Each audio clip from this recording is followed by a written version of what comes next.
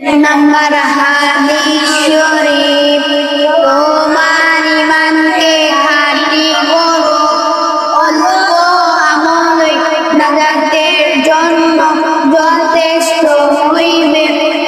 2 নম্বর হাদিস শরীফ, তোমাদের মধ্যে সর্বোত্তম ওই ব্যক্তি যিনি কুরআন হাদিস শিক্ষা করে এবং শিক্ষা দেয়।